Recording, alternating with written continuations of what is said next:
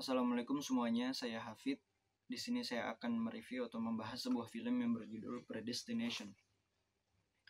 Film ini tuh dirilis tahun 2014 karya The Spirits Brothers. Alur dari film ini mungkin akan membuat kita sedikit kebingungan ya. Karena kita kan sebagai manusia terbiasa dengan waktu yang linear aja gitu kan. Yang mana masa dahulu yang kita lakukan membentuk masa sekarang yang sedang kita jalani. Dan masa sekarang yang sedang kita jalani akan membentuk masa depan kita. Tetapi kalau di film ini tuh menganut yang namanya paradoks, yang mana masa sekarang yang kita jalani ternyata berpengaruh dengan masa lalu kita gitu. Paradoks itu kan artinya bertentangan. Jadi contoh simpelnya kayak gini. Telur dulu atau ayam dulu. Kita mau jawab telur dulu atau ayam dulu pun serba salah. Ya kira-kira seperti itulah film ini gitu.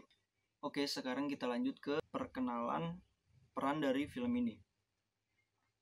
Yang pertama tuh ada Jen, yang kedua ada John, yang ketiga ada barkeeper, yang keempat ada Fizzle Bomber, yang kelima ada Mr. Robertson.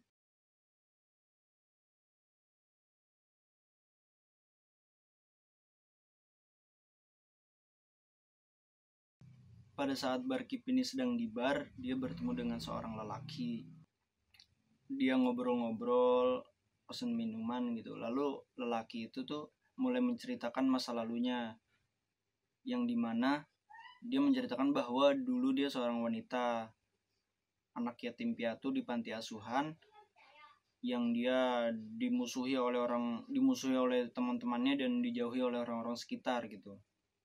Lalu saat ia mulai beranjak dewasa, ia ditemui dengan perekrut tenaga kerja, yang mana perekrut ini tuh merekrut hanya wanita-wanita yang mempunyai fisik dan mental yang unggul serta nggak terikat. Jadi wanita itu bener-bener sendirian, nggak terikat, nggak punya orang tua, bener-bener sendirian aja gitu. Perekrutan ini tuh tentang menjadi astronot katanya. Dia tuh kebetulan emang dari dulu pengen jadi astronot. Lalu dia daftar, ikut seleksi, dan sebenarnya dia tuh menunjukkan progres yang unggul dalam seleksi itu. Tetapi pada saat seleksi rekrutmen itu berlangsung, ada suatu masalah yang membuat dia dikeluarkan dari seleksi tersebut. Penuh dengan rasa kecewa, akhirnya dia melanjutkan hidupnya dengan mencari pekerjaan kecil-kecilan untuk lanjut sekolah. Nah pada saat di sekolah, dia bertemu dengan seorang lelaki berpas-pasan gitu, terus ngobrol-ngobrol, dan akhirnya dia jatuh cinta sama lelaki tersebut. Setelah itu dia berpacaran, tetapi pada suatu malam lelaki tersebut tiba-tiba meninggalkan dia, dan ternyata meninggalkannya dalam keadaan hamil.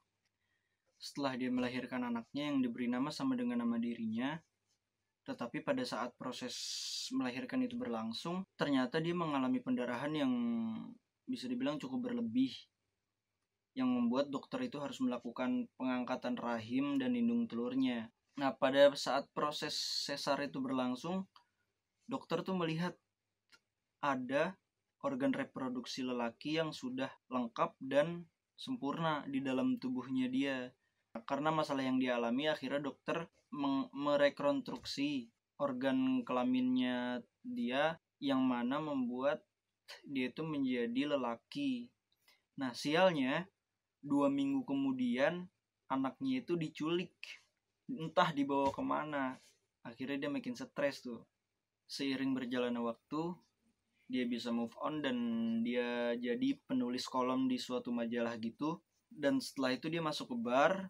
Nah bertemulah sama si barkeep ini gitu. Nah setelah itu tiba-tiba si barkeep ini ngomong dan menawarkan ke dia, bagaimana kalau gue bisa nemuin pacar lo yang dulu itu, yang ngehamilin lo, terus ngebuat lo patah hati dan ninggalin lo tiba-tiba, mau gak lo, katanya, kata si barkeep. Bahkan tiba-tiba si barkeep ini bisa nebak bahwa namanya itu dulunya pas jadi cewek itu Jen, dan sekarang John. Padahal sebelumnya dia tuh gak pernah ngasih tahu namanya.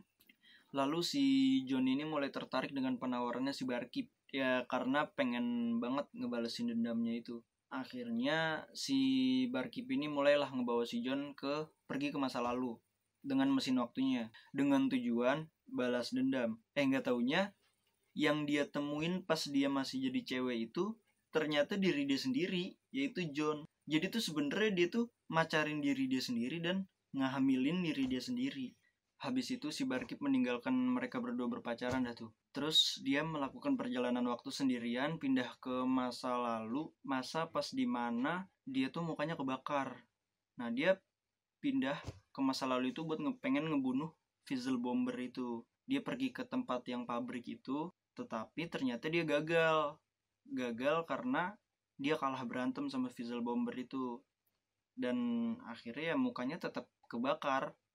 Dan di awal film itu kan ada yang ngebantuin dorongin alat mesin waktunya itu kan, yang pas mukanya kebakar itu. Nggak taunya yang ngedorongin alat mesin waktunya itu ya si Barkeep itu sendiri. Makin pusing dah tuh dia. Habis itu dia melakukan perjalanan waktu ke masa-masa pas Jen itu melahirkan. Nah dia di situ bertemu sama Mr. Robertson. Dia ngobrol-ngobrol bentaran dah tuh. Ngobrol bahwa dia itu adalah suatu fenomena yang mesti dijaga, dan semua itu sebenarnya sudah ditakdirkan. Dan itulah sebenarnya yang dimaksud dari judul filmnya, yaitu predestination. Semua sudah diatur dan sudah ditakdirkan. Abis itu akhirnya si Barkeep ternyata lagi di rumah sakit, dan dia ternyata adalah yang nyolong bayinya si Jen. Abis itu bayinya dibawa ke tahun 1945, ditaruh di depan panti asuhan. Jadi terlihatlah di sini bahwa yang nyolong bayinya itu adalah si Barkeep, dan yang naruh bayinya di depan pintu asuhan itu si Barkeep juga. Jadi si Jen atau John itu sebenarnya pacaran sama diri sendiri, kawin sama diri dia sendiri, abis itu hamilin diri dia sendiri, terus melahirkan diri dia sendiri.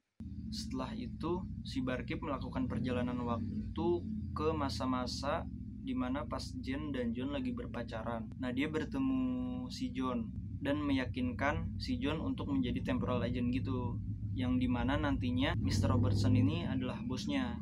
Tapi dia juga sebenarnya berat hati untuk ninggalin si Jen ini. Dan akhirnya demi mengejar tujuan hidupnya, si John akhirnya pun mau ngikutin si Barkeep pergi ke masa depan untuk menjadi temporal agent. Di sini pun terlihat bahwa alasan si John ninggalin si Jen ya karena hal ini. Dan akhirnya si John pun diproses jadi temporal agent gitu. Terus si Barkeep pun katanya mau pensiun. Alatnya itu juga katanya akan dinonaktifkan. Setelah itu dia atau si Barkeep ini melakukan perjalanan waktu yang terakhir kalinya untuk menuju ke New York, ke masa-masa sebelum terjadinya bom Fizzle Bomber itu di New York. Dan katanya banyak membunuh ribuan orang. Dan setelah dia berhasil menemui si Fizzle Bomber ini, dia melihat ternyata orang itu adalah dirinya sendiri, tapi versi yang udah lebih tua dari dia dan udah agak stres gitu. Karena ternyata si Fizzle Bomber ini bolak-balik ke masa depan untuk menimbang-nimbang mana yang harus dihancurkan terlebih dahulu sebelum terjadinya korban jiwa lebih banyak di kemudian hari. Maka dari itu dia jadi agak gila gitu. Akhirnya si Barkeep tetap membunuh Fizzle Bomber ini karena dia nggak mau teror Fizzle Bomber ini berlanjut. Setelah itu pun film dilanjutkan dengan pengungkapan mindblown terakhirnya bahwa sebenarnya yang menjadi temporal agent itu dan yang mukanya terbakar itu adalah si John. Lalu si John pun dioperasi mukanya dan menjadi si Barkeep. Jadi sebenarnya yang diceritakan di film itu adalah diri dia sendiri semuanya. Dan ya kemungkinan besar dia pun bisa menjadi Fizzle Bomber itu. Karena kan alatnya masih nyala. Dan yang kedua, dia kemungkinan bisa jadi gila gitu. Stres karena akan perjalanan waktunya yang sangat membingungkan. Termasuk kita sebagai penonton aja kan bingung gitu. Jadi kalau kita lihat di film ini tuh plotnya akan mengulang terus-menerus gitu. Nggak ada awalan, nggak ada akhiran. Terus juga kan si Fizzle Bomber itu di akhir film juga nawarin buat jangan bunuh dia biar rantai paradoksnya terputus. Dan film pun ditutup dengan tatapan si Barkeep yang udah gak ngerti lagi sama kehidupannya dah. Mungkin dari kalian beberapa masih ada yang kebingungan, jadi saya saranin mending langsung nonton filmnya biar seru. Mungkin itu saja yang bisa saya jelaskan, yang bisa saya review dari film ini. Kurang lebihnya mohon maaf. Saya Hafid. Wassalamualaikum warahmatullahi wabarakatuh. Terima kasih.